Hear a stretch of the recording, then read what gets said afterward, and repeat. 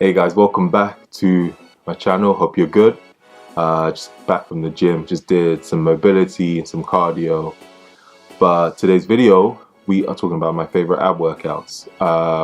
My go-to core and ab training that I do with my core workout. It always rotates. So these that I'm going to show you in the video are staples that I always have, but I try and change it and mix it up and play around with it so it's not too boring. Keeps it more interesting. Just like the arm workout I did, I'm going to show you individually what I do and explain a little bit of why I do them. However, when I do abs, I tend to do them as a giant set. So I'll probably do about 3 sets and giant sets of each for about 12 to 15 reps or 12 reps. You want to keep it simple. It's just to keep the intensity on training my abs. I always like to train them either before a session, so let's say before a bodybuilding session, or I make time to train them when I do my mobility workouts as well. If you're going to train your core and your abs, train them seriously. Train them as much as you would train your chest, your biceps. Put as much intensity into training your core as you do training every other body part. So prioritize them. Having a strong core, not just having abs, visible abs, but a strong core, which is all around the stomach, helps with overhead pressing, it helps with squats, helps with deadlifts. A lot of Olympic movements, we need a strong core. So let's get to the video and I'll explain to you my favorite workouts. So first workout, we are going to be doing the broom sweep. Now this is a classic that it's been around for a while. I do these to target my obliques. Now a lot of people tend to use weights to do obliques, so side crunches. I don't do that. I don't do anything that's weighted when it comes to oblique sessions. Every time I twist, either to the left or the right, take a deep breath in before you twist, and then out and squeeze your obliques hard you can every time you twist. So making sure that you're not just going through the motions, you are actually contracting the muscle, especially your obliques, every time you twist to the left or to the right. I usually tend to do about 3 sets of these and stick to about, I would say, 12, so alternating each side.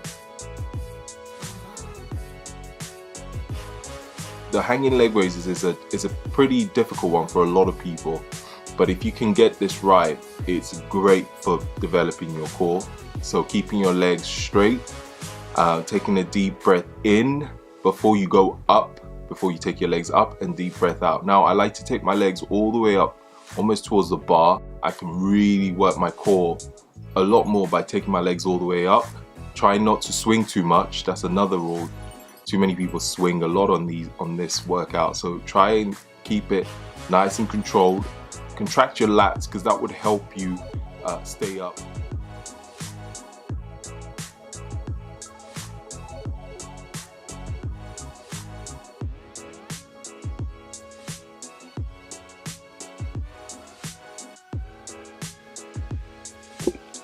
So next we have same thing again, hanging leg raises, but this time with your knees tucked, knees bent. Now this is slightly easier, a slightly easier version. Again, keeping it nice and controlled. Focus on your breathing. Out when you go up, in when you come down. Simple. Now a great alternative to these two, if you can't hang off the bar, is doing them on the mat to start. So same thing, straight leg raises and knees bent leg raises. Those can be done on the mat if you struggle with hanging off a bar. We have the barbell rollout. It is very similar to a stability ball rollout on your knees and the ab wheel rollout, but I like to use the barbell. So when you roll the bar all the way out, take a deep breath out, and when you roll the bar in, take a deep breath in. Now try and keep the eccentric phase, so when you roll out the bar, slow it down. Again, 2 to 3 seconds tempo. Nice and slow when you roll it out, and then in as quick as you can. So out nice and slow. With the rollouts, it really works your core, really targets your core. If you haven't done these before, try it. It is brutal. I would even sometimes take the tempo to a 5-second tempo when I'm going all the way down.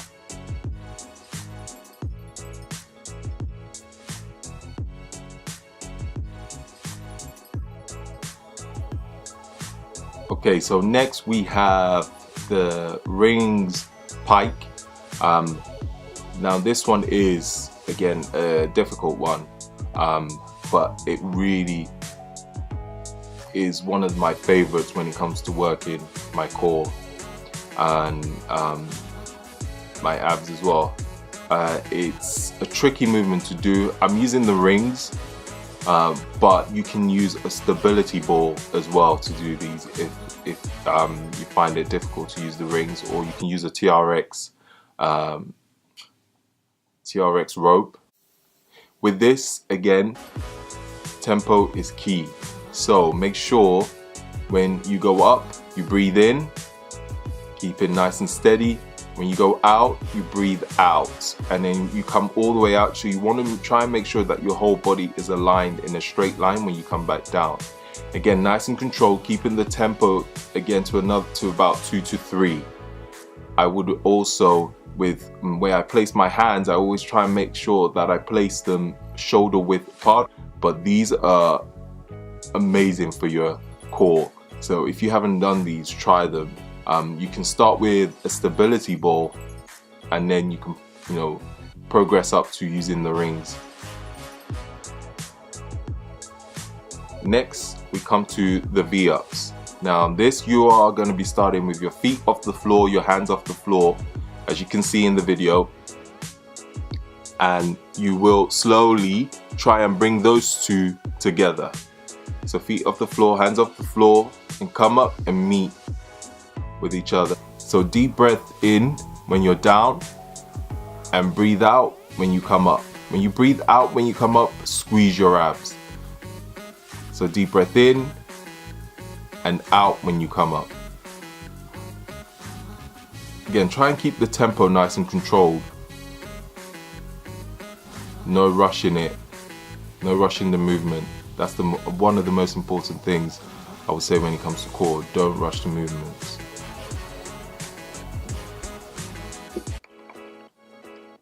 So the next one is a strange one. I actually don't know the name for it, so I just call it the V-up seesaw.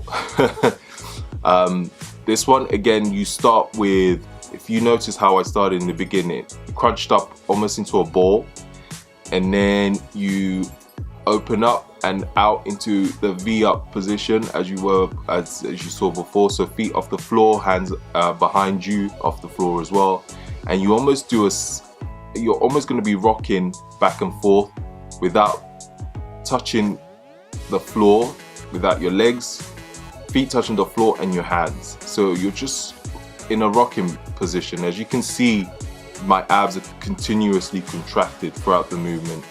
So you're almost trying to stay on your glutes and your lower back as you rock back and forth. Again, this one you have to be careful. It is quite difficult to get right. It's one that I'm actually still learning to really get right. But again, I dare you to do these and your abs will be sore, insanely sore. And these are great also for your lower back. So again, 12 to 15 reps. Try and keep it nice and controlled. Don't rush it. It's not a race.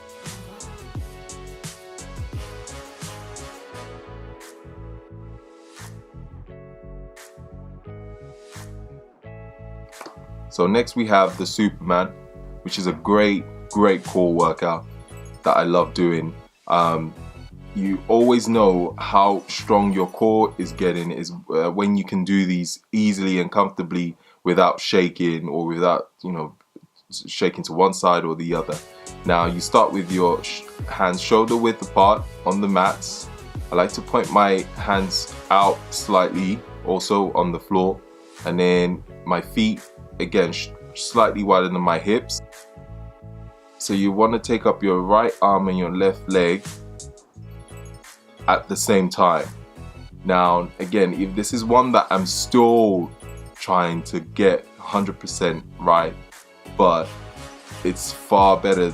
It's such a great test to how strong your core is getting. Again, so try and do these. I try and keep to about 12 reps, alternate each side, or you can stick to one side and you do 6 on one side and then change to do 6 on the other side. If you want to make this harder, someone told me to do this and I thought it was ridiculous, but close your eyes and do them. It makes it a lot more difficult, but actually makes you focus a lot more on the movement. What I've also done is put an easier version. So this one will be on your knees. Same principle. And then when you can really get the hang of it on the easier version, you can progress up to the harder version. So the Superman.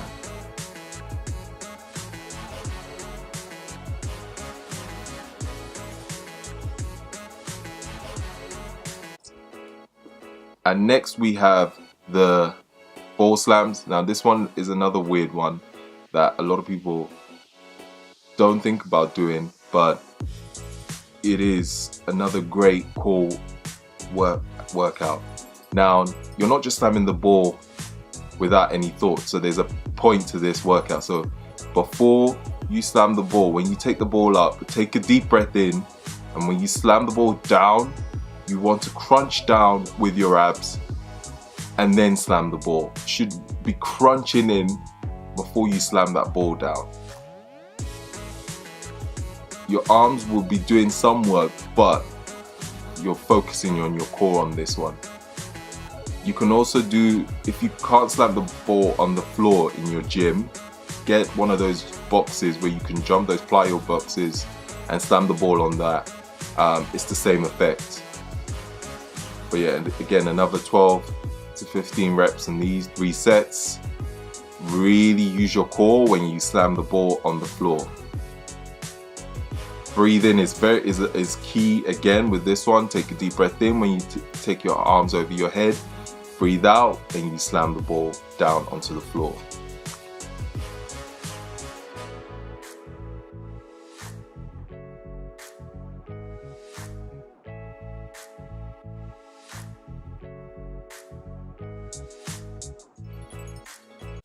So there you have it.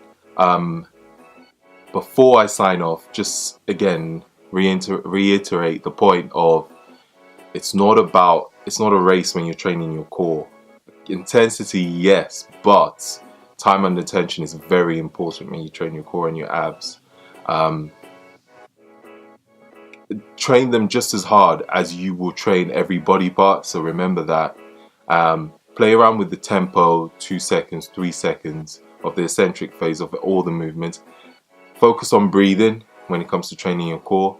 That's another one that's very important. And finally, if you're finding certain movements difficult, I suggest, start with an easier version, as I've explained on some of the workouts, and then build up to a more difficult, the more challenging part of the workout. So don't, try and force certain movements if it doesn't feel right. If you have lower back pain when you're doing certain of the workouts, some of it will be discomfort, and that's to be expected. So just remember that. It just means you need to do more core workout actually to improve on your lower back, and maybe add some lower back work, some posterior chain work. So glute ham raises are great, and glute bridges. I hope you guys found some of this info useful into how I approach my core training. Leave a comment of any questions you have, and I'll be glad to answer any of them, because I'm sure I probably forgot a few things. Thank you for subscribing. If you haven't subscribed already, don't forget to do so. And looking forward to bringing out more videos and getting more comfortable in front of the camera. Thank you all for watching. Till next time, peace out.